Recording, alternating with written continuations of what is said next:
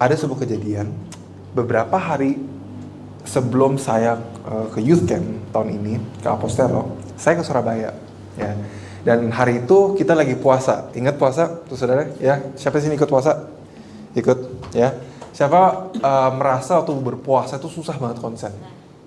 Saya juga termasuk saudara. Ya saudara ya. Itu keluar terus saudara di pikiran, feeling lo. Enggak, bukan itu saudara. Keluar terus saudara dalam pikiran saudara. Karena di hari waktu saya ke Surabaya itu saudara, saya bener-bener saya bukan hanya berpuasa makan doang, saya berpuasa HP. Ya, saya berpuasa dari main game. Itu seminggu kalau nggak salah atau berapa hari gitu. Berpuasa dari nonton film, ya, berpuasa dari nonton apa aja. Pokoknya saya berpuasa itu saya berfokus sama firman Tuhan. Saya berfokus sama susahnya tuh minta ampun saudara. Gatel saudara sampai tiba-tiba saya jadi bingung. Saya kira kayaknya seharusnya nggak susah ini, kok susah banget gitu loh. Bangun tidur, hal pertama tuh yang keluar dalam pikiran tuh kalau nggak makanan, film atau apa waktu mau doa sama Tuhan, jadi keinget sebuah adegan film dan bukan nggak pernah ya saudara. Tapi saya nggak sadar peperangan itu seberat itu. Saya nanya sama Tuhan, kok bisa begini gitu loh. Bahkan to the point dimana waktu saya mau berdoa, waktu saya mau melayanin, saya merasa tau gak saudara, males. Nah, saya belajar itu namanya kedagingan tuh saudara. Ya nggak saudara, itu namanya kedagingan saudara. Ya, dan di banyak sekali dalam hidupnya kita saudara, bukan hanya itu saja saudara. Banyak dalam bagian hidup kita, sama seperti anak baru itu nanya kepada saya, seringkali kita overwhelmed by our situation. Ya nggak saudara. Seharusnya kita tahu dong, sebenarnya kebenaran di sini seharusnya terpancar keluar, tapi malahan kebalikannya. Ya saudara. Nah, iblis selalu bekerja dari luar ke dalam. Ya saudara, apa yang kamu nonton, apa yang kamu dengar, itu pasti ngefek ke iman kamu. Pasti saudara. Apa yang kita lihat, apa yang kita nonton, apa yang kita dengar saudara, itu ngefek saudara ke dalam hati saudara. Makanya kalau kamu dengar lagu putus cinta, terus hidup kamu tuh putus cinta, terus saya gak heran saudara. Karena lagunya dengerinnya gitu terus saudara. Ya nggak saudara? Saudara tahu nggak komunisme? Ya, komunisme hal pertama yang mereka cut off itu apa saudara? Musik dan film. Ya nggak saudara? Musik dan film. Kenapa saudara? Karena mereka tahu itu bahaya buat pikiran dan hatinya orang-orang orang-orang yang di Cina saudara. Karena itu ada ideologi liberalism. Ngerti saudara? Liberalism itu bahasa Indonesia kebebasan gitu loh saudara. Ya saudara, ada mindsetnya in movies and music. There is a mindset, there is a message selalu, saudara. Ya. Tapi kalau di Barat mereka menyepelekan. Tapi itu juga salah satu caranya supaya musuh bisa masuk. Karena menyepelekan, mengecilkan tuh saudara. Ngerti nggak saudara? Maksud saudara. Intinya musuh itu selalu bekerja dari luar ke dalam. Amin. Oke. Ya, kita lanjut saudara. Ya. Nah, tapi kita orang Kristen saudara, kita mau hidup dengan kemenangan. Makanya hari ini judul firmannya adalah membangun manusia rohani, ya, dengan kewaspadaan akan kerajaan Allah. Membangun manusia rohani dengan kewaspadaan akan kerajaan Allah, saudara. Nah, kita selalu waspada terhadap apa yang ada di sekitar kita, dan itu bikin kita tuh susah berjalan sama Tuhan. Padahal kita diciptakan sama Tuhan tuh manusia roh. Saudara tahu? Ya. God creates everything with an intention. Tuhan ciptakan segala hal dengan sebuah tujuan, dengan sebuah purpose. Saudara dan saya, kita diciptakan sama Tuhan dengan sebuah purpose untuk punya hubungan yang eternal sama Tuhan. Segala hal dari tubuhnya saya, segala hal dalam roh saya, jiwa saya, dan tubuh saya itu diciptakan sama Tuhan untuk bisa dengar suara Tuhan, untuk punya hubungan itu sama Tuhan. Tapi sekarang kita kesusahan punya hubungan sama Tuhan, karena kita sudah terlalu sering melatih diri kita sendiri untuk tidak dengar suara Tuhan. Ngerti gak saudara maksud saya? We are created, tau gak? Kayak mikrofon ini diciptakan saudara untuk membesarkan suara. Tapi sampai dia tidak bisa membesarkan suara, sampai purpose dia bisa melenceng, karena artinya dia sudah sering melatih diri dia sendiri untuk tidak mengikuti his purpose. Ngerti gak saudara? To hear the voice outside and not hear the voice inside. To the point dimana kalau kita dengerin suara Tuhan di dalam itu jadi susah sekali, saudara. Benar nggak, saudara? Ya, saudara ya. Jadi iblis itu selalu dari luar ke dalam. Nah, saya mau kasih kita sebuah ayat. Ya, nah ayat ini saya sering pakai, saudara. Ya, and I cannot stop coming back ke ayat ini. Saya selalu dapat revelation yang baru terus saudara di ayat yang ini, saudara. Kita buka Alkitab di Mazmur 23, saudara. Sudah buka, saudara? Ya. Tuhan adalah gembalaku, takkan kekurangan aku. Tuhan adalah gembalaku, takkan kekurangan aku. It's a very powerful word. Karena dalam hidup ini kita selalu kekurangan. Tapi Daud bisa bilang, saya tidak kekurangan. Gini loh, saudara, kalau iblis tuh bekerja, dia tuh selalu bilang gini, kamu sekarang kan barusan apa sih yang keluar iPhone 15 ya, saudara ya. Dari iPhone 14 ke 15 saya baca, saudara, orang komplain di iPhone 14 users komplain bahwa iPhone 15 itu tidak punya tidak memiliki kebutuhan yang mereka cari untuk upgrade. Tapi saya heran, mereka dari iPhone 14, ngerti nggak? Saya iPhone 12 aja merasa lebih dari cukup sekarang. Gitu loh. Dia iPhone 14 merasa masih kurang. Ngerti ya, saudara ya? Mereka merasa masih kurang dan mereka demand more. Ngerti ya? Demand more, saudara. Nah, seringkali saudara pernah punya wishlist nggak? Saya pengen punya rumah. Saya pengen punya ini, saya pengen punya HP baru, saya pengen punya laptop baru. Kalau saya punya ini, saya akan cukup. And then you get it, dapat. And then it's not enough. Benar nggak, saudara? Saya dulu waktu saya suka fotografi. Ya, wah ini jebakan musuh banget nih fotografi ini. Gak saya bercanda. Saya suka kamera, saudara. Saya beli kamera, saya tuh bayangin gini. Satu kamera, satu lensa, I'm enough. I am happy. Satu kamera full frame, satu lensa kecil. Oh, that's enough, saya bilang. Saya beli satu kamera, saya beli satu lensa. Saya pakai 3 bulan. Aduh, kurang enough. One more lens, satu lensa lagi. Saya beli satu lensa lagi, saudara. Aduh, nggak cukup. Saya beli lagi lensa. Sampai akhirnya lensa saya koleksi jadi banyak. Dari lensa banyak, beli mikrofon, tripod, beli reflektor apa. Belum enough, belum cukup. Saya kurang. Selalu merasa apa, saudara? Kekurangan, saudara. Benar nggak, saudara? Ya, dan di duniawi, saudara, itu juga begitu. It's an illusion, saudara. Tahu nggak sih, seperti donkey itu bahasa Indonesia keledai, saudara. Ya, itu di cara ngomongnya kayak ada sebuah wortel depannya, dia ngikutin. Katanya, oh it's gonna make me feel enough, but it's never enough. Kita kejar terus, saudara.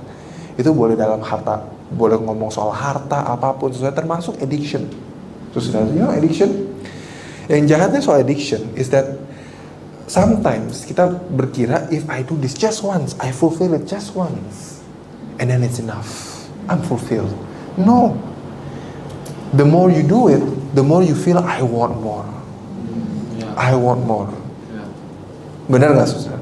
To the point dimana lama-lama lubangnya semakin besar, become void. Tapi di Alkitab mengatakan Tuhan adalah gembalaku, takkan kekurangan aku. Ya, He is the only option. The problem dengan zaman sekarang, ya, is that Jesus becomes one of the options, not the only option. There's a lot of things yang bisa kita lakukan to run away from our problems, and Jesus is one of it. That's the problem. He's not the only. Dia bukan jadi satu-satunya jawaban. Dia become part of the many problem. Ngerti nggak sih? Ya kan? Gitu loh. Saya bisa find, I can find comfort in doing this, in going to my friends, in drinking, in smoking, in clubbing, ya, watching films, ya, becoming this. Ya, kalau saya nggak bisa yang lainnya, I'll try Jesus. Ngerti nggak, saudara? He becomes a list, a part of the options gitu loh. We have too many options, and Jesus is not Jesus become part of the options gitu loh, saudara. Ngerti ya, saudara ya? Gitu ya, saudara ya. Nah, saudara, Ya. So to the point, saudara, dimana karena luar ini there's a lot of noise. Ada banyak sekali hal that can attract our attention. Saya mau tidur, saya buka Instagram. Saya mikir, saya mau scroll Instagram 5 menit, 3 menit. Tlek, ya. Keluar reel pertama. Wih, kalau reels itu saudara ya, 5 detik pertama harus eye catching, terus berapa detik pertama tuh harus kayak gitu ya nggak sih? Ada hooknya, ngerti nggak sih saudara? Wih, asik, scroll lagi ke bawah. Oke, paling satu Instagram reel paling cuman berapa sih? Semenit ya kan paling lama ya. Scroll lagi, wih asik, scroll, lihat jam, wih udah 3 jam. Pernah nggak gitu saudara? And so many distractions saudara. So many distractions. Di rumah punya problem with A, B, C, D, E, F, G, punya masalah sama papa mama, berantem sama sana sini, ya. Sampai ke sebuah titik doa kita tidak menjadi efektif. Ya saudara ya. Benar saudara? Ya. Jadi gimana caranya supaya saya bisa punya hati yang damai, supaya suasana yang rusak itu di luar tidak merusak hati saya di dalam. Gimana caranya saya bisa bertumbuh manusia rohaninya, waspada terhadap kerajaan yang di surga, saudara? Caranya, ayatnya yang kedua, ia membaringkan aku di padang yang berumput hijau, yang membimbing aku ke air yang tenang.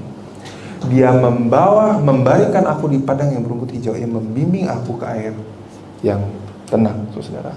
Nah, saudara ingat gak, saudara, sebelum Yesus masuk ke pelayanan, dia kemana dulu? Kemana dulu, saudara? Ke padang gurun. Berapa hari? 40 days. Dia ngapain? Dia fasted and he prayed. Benar gak? Dia berpuasa dan dia berdoa, saudara. Benar, saudara. Ya.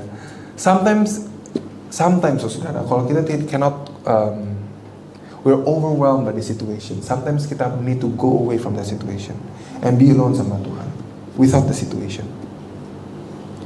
It's silence and solitude, saudara. Being alone with God. Itu penting banget, saudara. Yes. Daud mengatakan dia membaringkan aku di padang yang berumput hijau. Di padang yang rumput hijau, saudara, nggak ada pohon. Benar, saudara? Nggak ada mall, nggak ada orang lain.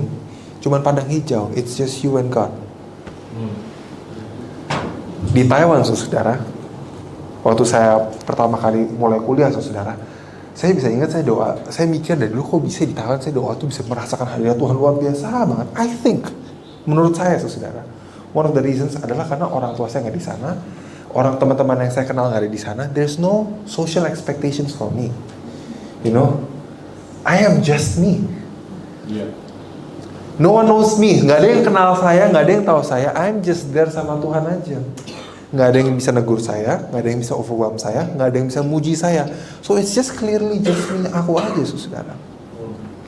I'm in a space, saya di sebuah tempat di mana antara hanya saya sama Tuhan aja. There's no distractions sama sekali sama saudara. There's none, nggak ada sama sekali. Dan aku hanya di sana sama Tuhan aja. Benar nggak, saudara? Because saya terlalu sering, saudara. Saya terlalu sering karena saya sebagai orang Kristen, saya terlalu sering hidup bereaksi sama iblis daripada merespon kepada Tuhan. We live a life dimana kalau ada peperangan rohani, dengerin saudara, kalau kita dalam peperangan rohani, sering sekali fokus kita adalah kita melawan iblis, bukan merespon ke Tuhan. Kalau saudara baca di Alkitab, nggak ada satu orang pun waktu peperangan rohani, wah, ngerti nggak saudara? Hati-hati nih, iblisnya besar ini. Tiap kali mereka begitu, they're actually setting themselves up to fail. But when they are waktu mereka hatinya tenang, they can hear the sound of the Lord very, very, very quietly. They see their victory. Ngerti nggak, saudara? The problem is they need to change the way they think. Cara mereka melihatnya, saudara. Kayak misalnya, saudara, Elisa, saudara. Ingat waktu ada orang musuh menyerang orang Israel dan Gehazinya cemas. Ingat, saudara? Ya. Apa yang Elisa katakan? Tuhan tolong buka mata dia. Dia buka dan dia melihat banyak apa? Prajurit Tuhan. Langsung hilang cemasnya. Bener nggak, saudara? Ya nggak saudara? Ya. So, the enemy itu musuhnya itu mau membuat kita tuh fokusnya tuh terhadap hal-hal yang besar gitu loh saudara. Termasuk Elia, saudara. Ingat saudara, Elia dia mau dibunuh siapa namanya? Jezebel, ya kan? Dia marah, dia lari, dia ketakutan. Tuhan bilang cari aku kan. Dia cari Tuhan dulu kan. Ingat saudara ayatnya apa saudara? Ada gempa bumi besar, ada a great lightning. He knows that's not God. In the quiet voice then he knows that's God. Ngerti saudara? Ya saudara ya. Saya nggak akan masuk ke dalam kesana saudara. Tapi intinya saudara, you need to find God in your peace and quiet time. And if you cannot find God in your peace and quiet time, make that time for God. To find God gitu loh saudara. To find that peace and quiet time saudara. When Jesus was led, waktu Yesus dituntun oleh Roh Kudus ke padang gurun, saya selalu berkira, wah, dicobain sama iblis, Yesus harus kuat. Ya enggak? Yesus kelaparan nih 40 hari 40 malam. Iblis tuh mencobai dia di titik paling lemahnya Yesus. Tetapi sebenarnya kebalikannya saudara. Yesus tuh lagi kuat banget, tau gak sih saudara? Kan dia barusan dalam hadirat Tuhan, makanya dia kuat gak makan dan minum 40 hari. Makanya iblis harus datang. Kenapa saudara? Because Jesus was so concentrated, fokusnya udah very very much ke Tuhan. To the point iblis tuh gak bisa ganggu lagi. They have to come. Sama kayak Adam dan Hawa saudara. Adam dan Hawa was in perfect union with God. Itu ada pohon tengah ya kan saudara. Mereka tuh gak pernah kepikiran untuk makan pohon itu karena they're in perfect union with God. Sampai iblis harus datang and say, yuk makan yuk. Because they cannot be distracted. Even if the tree is there, gak bisa distracted saudara. So the devil has to come. Dia gak bisa come in thoughts lagi because nggak keluar saudara. They're very focused in God. They're very much in union. They're very much aware of the presence of God in the Garden of Eden. Maka the devil has to come. Amin saudara. Yesus saudara ya. And so dari luar itu saudara, iblis ngomong ke Adam dan Hawa. Benar? Ya. And dari gimana ya? Dari pressure dan norm society kita, dari apa yang kita nonton, saudara. Sometimes kita tuh keluar dreams and wishes and pokoknya gimana ya? Keluar sebuah pikiran, keluar sebuah desire yang sebenarnya bukan lahir dari Tuhan. Kayak misalnya, pengen cepet tajir, itu paling common lah. Pengen cepet tajir, pengen mapan, saudara. Saudara pernah nonton gak sih orang pernah nonton Crazy Rich Asians gak? Ya, Crazy Rich Asians. Begitu nonton itu mulainya udah wow, tambah nonton tambah wow gitu loh ya. Kapan saya sekaya itu gitu loh ya. Saya yakin, saya percaya saya semapan itu nanti di surga, tapi saya mau itu sekarang gitu loh.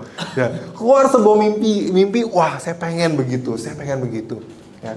Kadang-kadang nonton film apa sih saudara ya? Nonton film romance, wah saya pengen jatuh cinta kayak begitu, wah pengen banget gitu loh. Nanti suatu hari kalau saya ketemu pacar tuh harus kayak begitu jatuh cintanya. Ya, so sebenarnya saudara, itu semuanya adalah distractions. Itu bukan dari Tuhan. Benar nggak saudara? In my quiet time sama Tuhan, what do we do? I pray, saya berpuasa. Because prayer and fasting saudara, itu makes me more intimate sama God. It brings me to intimacy sama Tuhan. Prayer is communication. Kamu bisa mempalsukan hidup Kristen kita. Kelihatannya banyak. Kelihatannya ke gereja tiap minggu. Kelihatannya waktu puji penyembahan gini. But you cannot fake your worship. Karena your worship is an expression antara hubungan kamu sama Tuhan. Benar saudara? Amin saudara. Your worship is an expression of your understanding sama Tuhan. Dan saudara, ya, bisa dibilang begini saudara, ya, the length of your worship, the duration of your worship is fueled, itu bahan bakarnya ya, yang memotivasikan kita doa sama Tuhan tuh lama, is my understanding and my intimacy sama Tuhan. And my awareness of His presence, of who He is in me. Makanya orang bisa doa 2 jam, 3 jam, 4 jam. Tapi kita doa 30 menit aja susah. Kenapa? Because we're more aware of the problems greater daripada His nature. It's kayak ada sebuah gorden atau sesuatu yang nutupin mata saya. To the point dimana waktu kita berdoa, kita merasa fatigue. Fatigue itu bahasa Indonesia berasa capek, lelah. Rasanya kayak olahraga. Aduh, saya rasa sudah doa sejam. Ya ampun, baru 15 menit. Aduh, capeknya. Berapa menit lagi? 10 menit lagi. Oke, saya harus kuat. Saya harus itu, saudara. Saya harus kuat, saya harus bisa. Lama-lama jadi capek, saudara. Because, saudara, what you hear, bagaimana pertumbuhan rohani kita, ya, semakin kita bertumbuh dalam Tuhan, semakin kita doanya itu semakin kencang, saudara. Karena kita semakin ngerti sama Tuhan. Kalau enggak, doanya kita jadi hampa dan kosong. Menjadi nggak ada pengertian ya, saudara. Tanpa pengertian. Karena it's fueled by my understanding with God, by my relationship and by my intimacy sama Tuhan. Saya bisa enjoy itu, saya bisa tambah lama di hadiratnya Tuhan. Saya bisa ngobrol sama papahnya saya 2 jam, 3 jam, 4 jam. Ada beberapa anak cowok di seumuran saya ngobrol sama papahnya 5 menit, 10 menit udah syukur sama Tuhan. Saya 4 jam, 3 jam kadang-kadang merasa kayak kurang cukup. Kadang-kadang saya lihat, wow, udah sejam, rasanya kayak sejam, tapi ternyata 3 jam, 4 jam ngobrol sama apa. Lama. It's fueled by my intimacy, saudara. Benar nggak, saudara? Amin. Amin. Ya, saudara ya. Nah, ke titik di mana di ayat 4 dikatakan sekalipun aku berjalan dalam lembah kekelaman, aku tidak takut bahaya, sebab engkau beserta aku, gadamu dan tongkatmu, itulah yang menghibur aku. Ke sebuah titik di mana saya bertumbuh dewasa sekali. Saya berjalan dimanapun, situasinya bisa kayak apapun, saudara. Tapi damai sejahtera itu tidak bisa diganggu. Karena saya terlatih untuk hidup dalam hadiratnya Tuhan. And my awareness, fokus saya kepada hadirat Tuhan itu jauh lebih besar daripada situasi yang ada di luarnya saya. Living a life, living a spiritual life, menghidupi sebuah hidup dengan kedewasaan rohani, menghidupi sebuah hidup yang waspada terhadap hadirat Tuhan adalah sesuatu yang butuh intentional. Tidak bisa sesuatu yang gak sengaja. Ngerti gak, saudara? Untuk membangun manusia rohani kita, we need to make an intentional choice. I'm doing this every day. I'm going inside the presence of God, and I'm not going out sampai I get the presence of God. It's intentional. It has to be every day. It's a trained life. Hati dan hidup yang dilatih, saudara. Dan, saudara, untuk masuk ke padang gurun, saudara, untuk masuk to the green, ladang yang hijau itu, saudara, adalah tempat di mana itu bisa membantu kita fokus, mengkerucuti fokus kita kepada Tuhan, saudara. Dan di tempat situ, saudara, itulah di tempat di mana iman kita bertumbuh dengan sehat. Kenapa? Karena di sana hanya ada Tuhan dan saya, nggak ada yang lain. Amin, saudara. Saudara, doa itu seharusnya itu tidak bisa diukur oleh waktu. Sebenarnya, saudara. Seharusnya diukurnya itu dengan sebentar, saudara. Ya, biasanya doa itu tidak bisa diukur oleh waktu. Seharusnya diukurnya itu dengan hadirat, dengan pengalaman sama Tuhan, sama pengertian akan His nature, pribadinya dia, saudara. Tapi seringkali, saudara, karena kita tidak terlatih, ya kan? Rasanya udah cukup kok, kayaknya saya sudah ketemu sama Tuhan. Akhirnya kita tidak punya stamina. Ngerti gak, saudara? Makanya jadi dikasih time. Tapi kalau sudah natural, saudara, ya kita sudah mulai belajar untuk bisa nge-flow tiap kali kita doa, saudara. Nggak usah dikasih timer aja, udah 3 jam, 4 jam masuk, saudara. Bisa, saudara. Karena kita sudah naturally sudah masuk. Benar gak, saudara? Ya, saudara ya. Amin, saudara. Ya. Dan ini, saudara, nilai ini, saudara, itu sama, saudara, itu terjadi, saudara, dalam Habakuk, ya, saudara. Ingat Habakuk, saudara? Habakuk doa sama Tuhan, dia bilang, Tuhan, semua ini kejahatan, Tuhan. Kok engkau tidak adil sih sama saya, bla bla bla bla bla bla bla bla. Dan Tuhan mau jawab apapun. Ingat, saudara, Tuhan jawab, saya adalah Allah, saya adalah Tuhan. Jawaban apapun yang Tuhan berikan kepada dia tidak bisa puas. Sampai ke pasal 2 di mana Habakuk memilih untuk berdiri diam. Diam. Di menara. Ingat gak, saudara? Di menara itu, saudara, ya kalau saudara ingat, saudara, kita buka di ayatnya, kita buka di Habakuk 2 ayat 1. Aku mau berdiri di tempat pengintaianku dan berdiri tegak di menara. Aku mau meninjau dan menantikan apa yang akan difirmankannya kepadaku dan apa yang akan dijawabnya atas pengaduanku. Di menara pengintaiannya itu, saudara, menara itu kan kecil, saudara, apalagi menara pengintaian, a lookout, tau gak sih, a lookout tower, saudara. Di menara pengintaian, saudara, itu tinggi, and it's quiet. Zaman dulu, saudara, there's not much noise. But when you're up there, you need to be aware. Kamu butuh waspada. Di atas sana, saudara, biasa 1 atau 2 orang doang. Kadang-kadang 3. Dan itu pun orang nggak ngomong, saudara, nggak berbicara. Kadang-kadang bahkan nggak ada api, saudara. Itu bentengnya mereka. Setiap benteng, setiap kastil, saudara, itu biasanya ada sebuah menara pengintaian. Benar? Ya, nggak peduli tuh orang di bawah mau lagi nari-nari, mau lagi party, mau lagi mabuk-mabukan, mau lagi makan. Itu kalau mereka lagi di menara pengintaian, they need to focus terhadap their surrounding, not with what down there. Bener nggak, saudara? Kalau 1-2 menit atau 3 menit aja mereka tidur, terus musuh lewat, terus mereka bangun, hilang udah. Bener nggak, saudara?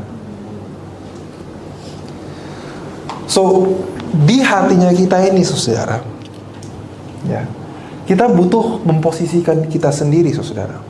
Kalau kita mau peka sama hadiratnya Tuhan, kalau kita mau peka dan aware sama kerajaan di surga, karena Tuhan mau, saudara, on earth as it is in heaven, di bumi seperti di surga, harus memiliki hati yang aware, yang waspada dengan hadiratnya Tuhan. Amin, saudara. Ya, saudara, ya. Nah, saudara, kisah Daud begitu. Kisah Habakuk begitu, saudara. Kisah Daud juga sama. Ingat kan, ya? Waktu Daud ngeliat Goliat, saya sering kali ngomongin cerita itu, benar, saudara. Ya, Daud itu datang bisa mengalahkan Goliat bukan karena tiba-tiba aja. Justru dia itu bisa mengalahkan Goliat karena dia terlatih dalam roh. Tapi tentara Israel, mereka terlatih dengan ini, bukan di sini. Terlatih dengan apa yang mereka lihat. Sampai Goliat, aka iblisnya, mau ngomong apa aja, ayo perang by one, percaya aja mereka, didengerin aja mereka. Terlatih mereka. Kita akan masuk, saudara, ke sebuah ayat, Matius 17 ayat 14. Matius 17 ayat 14. Nah, saudara, ya, ini adalah contoh application lah akan firman ini, saudara. Benar, siapa ya, saudara, ya? Ketika Yesus dan murid-muridnya kembali kepada orang banyak itu, datanglah seorang mendapatkan Yesus dan menyembah. Kita baca bersama-sama, 1, 2, 3. Dia sakit ayam dan sangat menderita. Dia sering jatuh ke dalam api dan juga sering dalam air.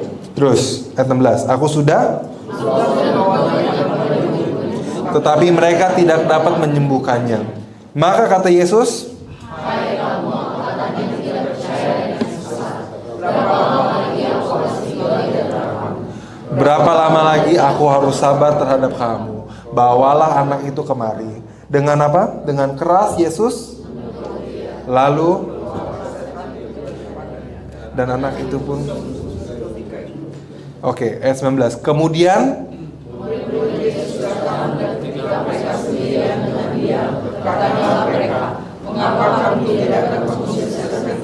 ayat 20-nya boleh tolong bahasa Inggris.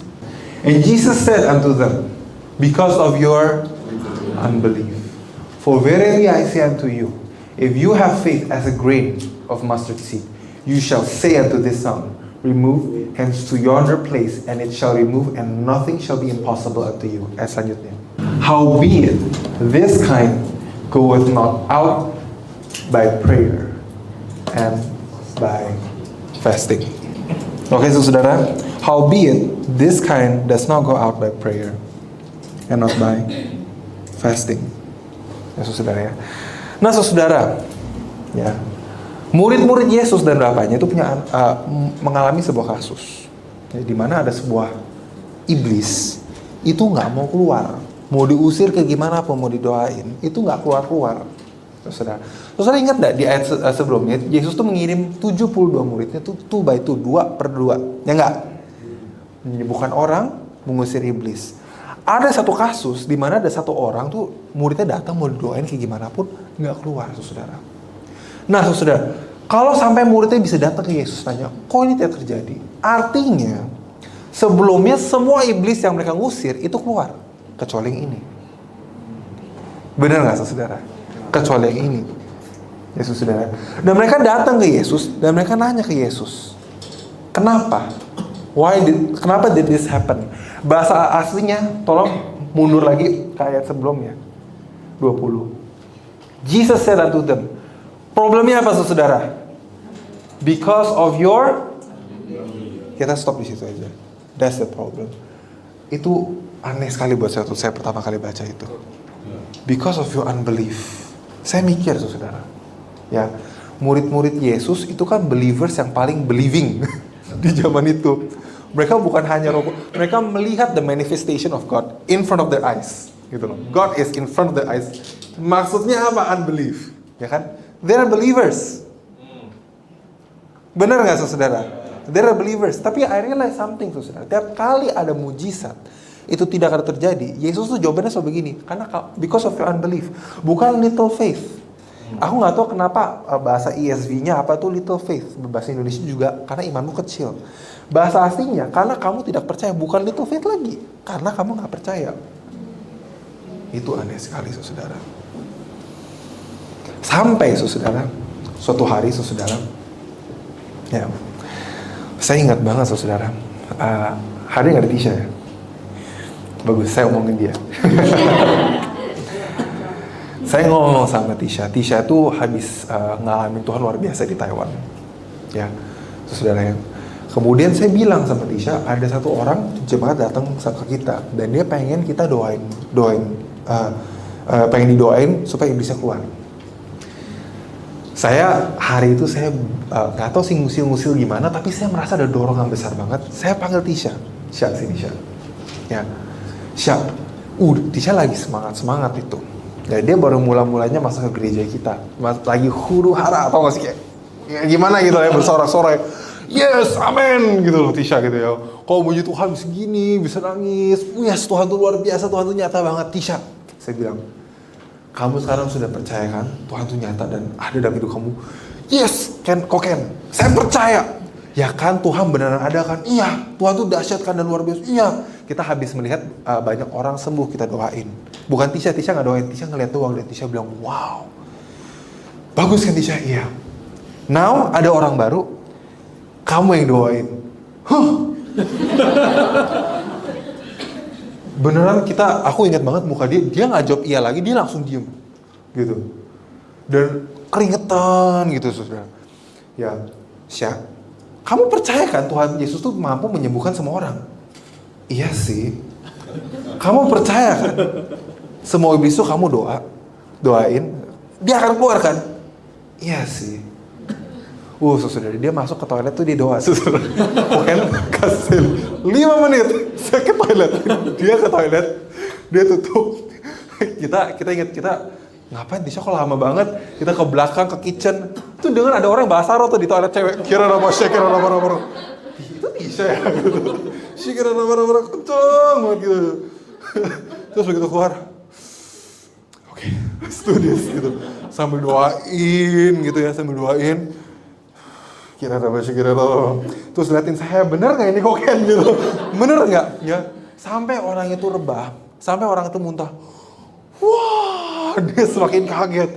Koken lihat, wah gitu. Itu masuk ke bus sampai pulang dia nggak bisa berhenti ngomongin. Nggak bisa dia berhenti ngomongin.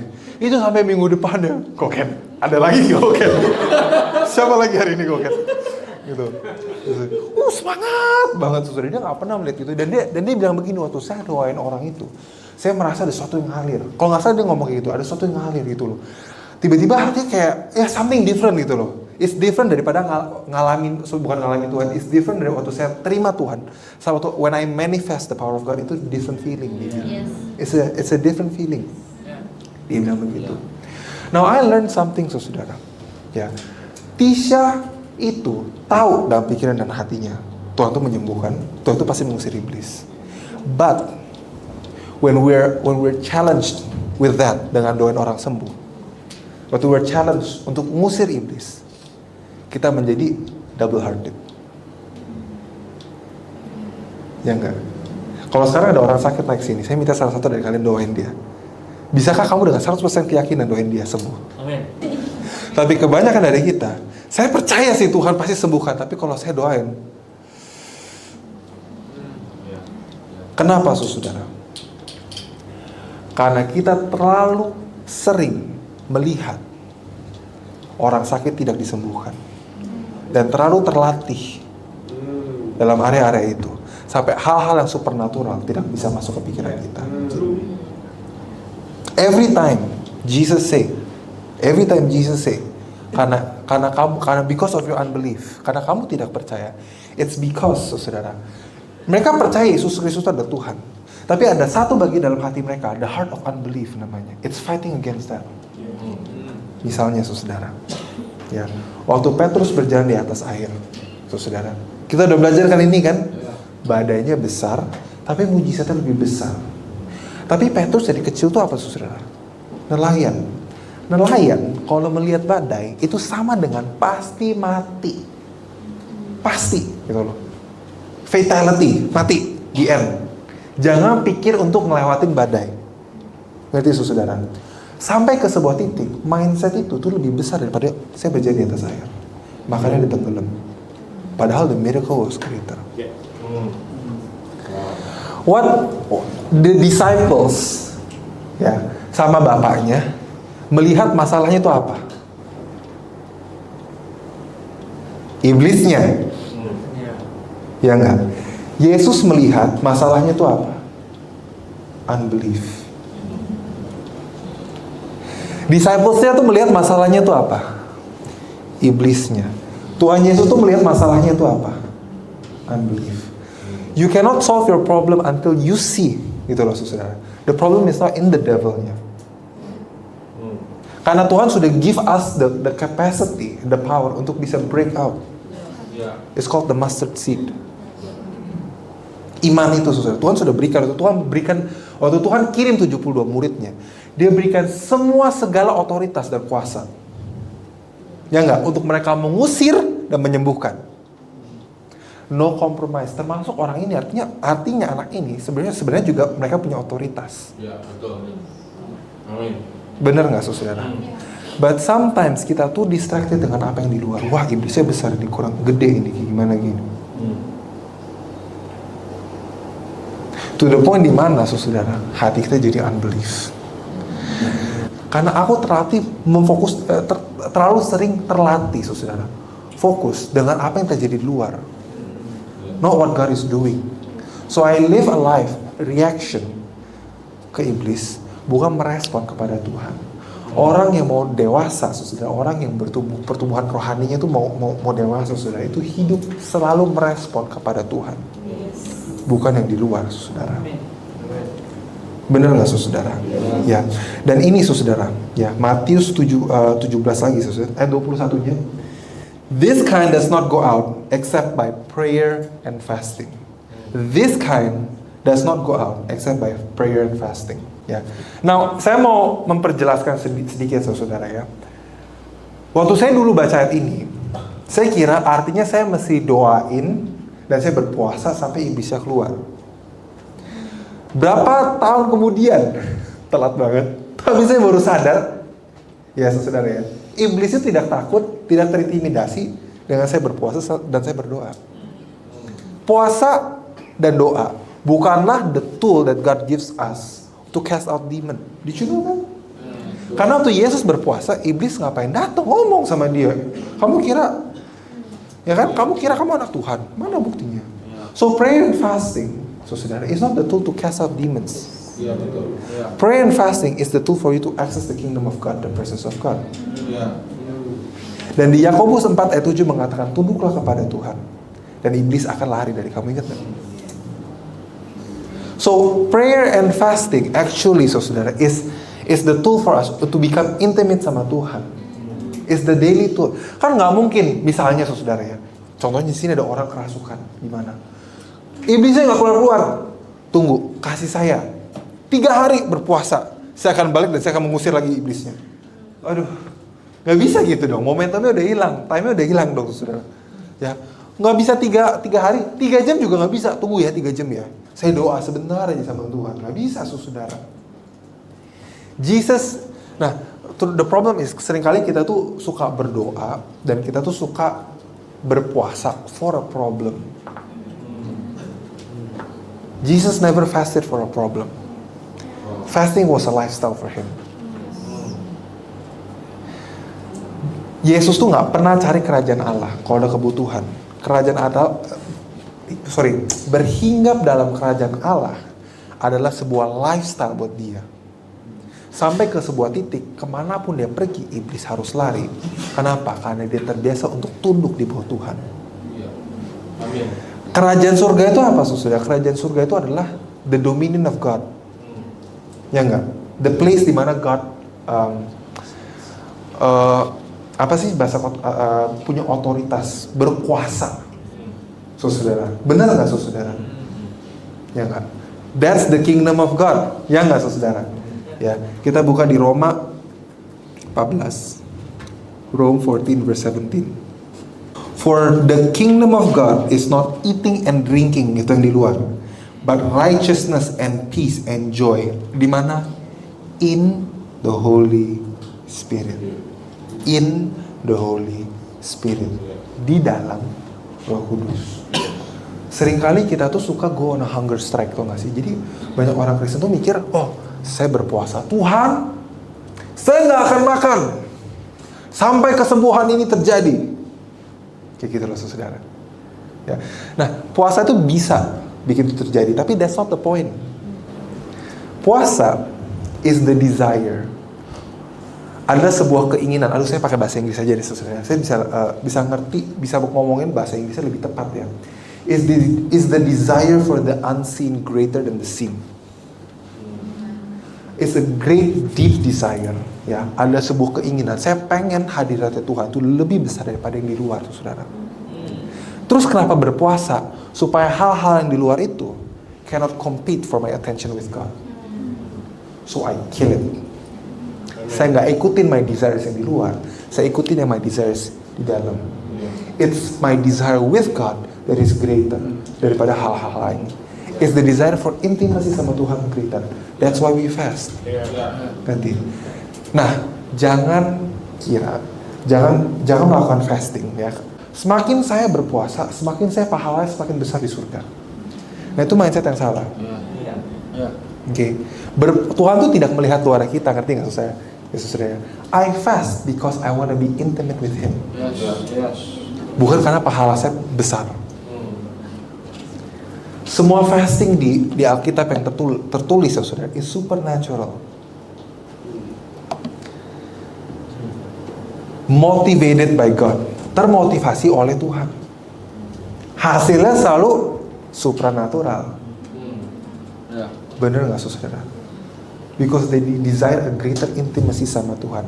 In the greater intimacy sama Tuhan, waktu saya intimate sama Tuhan, saudara, saya menemukan siapa saya dalam Dia dan otoritas apa yang diberikan kepada saya. The righteousness cannot grow. Kebenaran itu nggak bisa bertumbuh. It's fixed. Identity and your value itu nggak bisa berubah. Tapi seringkali, saudara, ya, kita nggak tahu dan kita nggak pernah menjelajahi the full spectrum of our value. And that can only be, you can only find yourself. Kamu hanya bisa menemukan diri kamu sendiri. Your true value, your true worth, the authority and the power God give to you. If you have time sama Dia. Karena hanya si pencipta doang bisa tahu, bisa kasih tahu kamu fungsi kamu apa. Dan apa yang telah diberikan kepada kamu. Ini cara pakainya gimana, gunanya gimana. Yang paling tahu kan yang bikin ya kan Steve Jobs kan. Sekarang si Tim Cook. Benar gak, saudara? The more saya hang out sama dia, the more I know. Benar saudara. Ya. So waktu Yesus mengatakan, this kind does not go out, but by prayer and fasting. Benar saudara. Artinya saudara. Ya. In prayer and fasting, saya menjadi intim sekali. Saya menjadi dekat sekali sama Tuhan. Waktu saya keluar dari prayer and fasting, semua halnya itu tidak bisa mengganggu saya lagi. Saudara pernah mengalami itu nggak? Saudara ingat waktu pertama kali saudara atau enggak saudara ingat nggak pengalaman saudara paling dalam banget, so deep with God. The moment you step out, orang mau ngomong apa, there's a lot of noise tiba-tiba, but it doesn't change, it doesn't disturb you. Benar saudara. Orang mau ngomong apa, mau kayak gimana, kamu jadi yakin what you're doing ini dari Tuhan. You become very clear, jadi clear mind gitu loh saudara, sama Tuhan. Tapi ini nggak bisa cuma sekali doang, ngerti nggak saudara? It needs to be a lifestyle gitu loh saudara. It needs to be a lifestyle, and it needs to be intentional. Nggak bisa setengah-setengah hati. Saya hari ini ke gereja, nanti malam saya nonton Netflix, besok saya makan bakso goreng, bisa saya ngerti nggak saudara maksud saya? It needs to be intentional. Hubungan tuh harus intentional. Harus ada niatnya, harus ada keinginannya. Tuhan, saya mau Tuhan. Saya pengen kenal Engkau. Jangan berpuasa, jangan berdoa. Kalau kita mau berdoa dan berpuasa dengan luar biasa, saudara, jangan punya udang di balik batu. Saya berpuasa, saya berdoa karena saya mau pengen mapan. Tuhan tolong. Atau enggak saya pengen bertumbuh.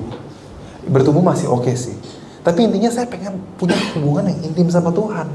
Kalau hubungan saya intim sama Tuhan, semuanya itu kan diberikan padaku. Ayatnya di Psalms 23 verse 6. Surely goodness and mercy shall follow me all the days of my life, and I will dwell in the house of the Lord forever. As long as I dwell in His house, semuanya itu akan diberikan. Benar nggak saudara? Ya saudara ya. Tapi kita butuh living aware. Kita butuh hidup, butuh punya lifestyle hidup di mana kita tuh waspada terhadap kerajaan Allah, terhadap hadiratnya Tuhan. Benar nggak saudara? Amin nggak saudara? Amin saudara. Saya jadi keinget banget saudara. Ya. Dulu waktu saya coba nginjil, saya coba berteman sama dia, coba ngobrol, coba itu, ya. Nyaman aja lah, ngerti gak saudara ya? Coba nyaman aja gitu kan. The first time saya nubuatin orang, pertama kali saya nubuatin orang, saya di mobil, saya bukan di mobil, saya di bus lagi duduk. Saya ingat banget, saya nanya sama Tuhan, Tuhan apa sih di hatinya dia yang kau tahu, yang kau pengen saya ngomong kepada dia? What do you say? What's your say about this God? Apa opini engkau Tuhan tentang ini Tuhan? Saya mengizinkan Tuhan to get involved in my life. God is here in this place. Tuhan ada di bus itu. God is wherever I go. Tapi sering kali kita tidak involve God. Kita tidak ngomong sama Tuhan. Kita nggak aware. Jadi saya melatih diri saya sendiri dalam situasi apapun saya ngomong sama Tuhan, saya bicara sama Tuhan. Saya mau hal-hal itu kayak misalnya kita merasa wah nggak rohani ini, saya tetap ngajak Tuhan ngomong. Saya tetap bawa Tuhan to the conversation. Itu loh caranya saya jadi waspada sama hadiratnya Tuhan. Itu caranya kita jadi waspada sama what God is doing gitu loh. Where God is. Ngerti nggak saudara? Ya. To the point saudara. Karena di mata Tuhan segala hal itu sudah diberikan kepada Tuhan, di bawah kakinya Tuhan. Benar nggak saudara? Ya kan saudara? Ya nggak? Ya. So jadi kita tidak overwhelm lagi, tidak kemakan lagi, tidak jadi kayak kemakan ombak gitu loh saudara. Kepada masalah-masalah yang terjadi dalam hidup kita. Kita hidup dengan hati dan pikiran yang terlatih untuk fokus kepada Tuhan. Benar saudara? Iblis mau ngomong apapun, mau ngeganggu gimana pun saudara, ya. Bukan saya jadi menolak dan saya benci. Kalau kalian masih butuh, kalau kita masih butuh menolak, oh enggak, dalam nama Tuhan Yesus diam, itu biasanya kurang terlatih saudara. Biasanya yang terlatih saudara, itu bisa tenang. Dan dia bisa makan balik tuh ombak. Ditenangin itu ombak saudara. Benar gak saudara? Iya. Karena itu hidupnya Yesus tuh begitu saudara. Kemanapun dia pergi, realita dalam hati dia itu menjadi realita di mana-mana. Jangan kemakan sama dunia saudara. Kita harus memakan dunia. The peace of God needs to eat up, harus mendominasikan saudara. Iya. Suasana-suasana di luar. Benar ya saudara ya? Amin ya saudara ya. Saya mau tutup dengan ini saudara. Matius 6 ayat 28. Bahasa Indonesia aja gak apa-apa. Dan mengapa kamu khawatir akan pakaian? Perhatikanlah bunga bakung di ladang yang tumbuh tanpa bekerja dan tanpa memintal. Namun aku berkata kepadamu, Salomo dalam segala kemegahannya tidak berpakaian seindah satupun dari bunga itu. Jadi jika demikian Allah mendandani rumput di ladang yang hari ini ada dan besok dibuang ke dalam api, tidakkah ia akan terlebih lagi mendandani kamu, hai orang yang kurang percaya? Sebab itu janganlah kamu khawatir dan berkata, apakah yang akan kami makan? Apakah yang akan kami minum? Apakah yang akan kami pakai? Semua itu dicari bangsa-bangsa yang tidak mengenal Allah. Karena mereka tidak mengenal Allah, mereka butuhkan itu. Because they need a replacement. Kalau mereka nggak ada Tuhan, mereka butuh tumbalnya. Akan tetapi Bapamu di sorga tahu bahwa kamu memerlukan semuanya itu. Tetapi carilah dulu kerajaan Allah dan kebenarannya, maka semuanya itu akan ditambahkan kepadamu. Sebab itu janganlah kamu khawatir akan hari besok, karena hari besok mempunyai kesusahannya sendiri. Kesusahan sehari cukuplah untuk sehari. Amin saudara. It's very important saudari. Ya. Dan Tuhan Yesus mengatakan, come to me those who are tired. Datanglah ke aku yang capek hatinya. Ya. Sometimes saudara, waktu saya masuk ke dalam hadirat Tuhan, it's very important saya bisa masuk dalam hadirat Tuhan saudara. Penting sekali saudara. Every day sebenarnya sih saudara. Ya. Tapi untuk orang yang sering saudara mengalami overwhelm, capeknya. Ya. Kadang-kadang saya mikir-mikir bukit doa not bad juga ya. Dimana semuanya suasana itu ngebantu banget saudara untuk kita berdoa. Untuk bisa tenang. HP-nya dimatiin, bahkan diambil, jadi kita nggak ada opsi lain kecuali untuk fokus sama Tuhan. Itu nge-detox banget sebenarnya saudara. Karena in there saya bisa intentionally find God and His kingdom dan hadiratnya Dia. Benar ya saudara? Amin saudara. Supaya kita tahu hal-hal apa saja sih dalam hati saya yang dari Tuhan, yang mana yang bukan dari Tuhan. Waktu Yesus mendengar Roh Kudus turun di atas kepala dia dan dia dengar Tuhan ngomong, inilah anakku, selanjutnya dia ngapain? Dia dituntun oleh Roh Kudus masuk ke padang gurun. Kenapa? Karena di padang gurun dia semakin mengenal Tuhan dan dia sendiri saudara. Amin.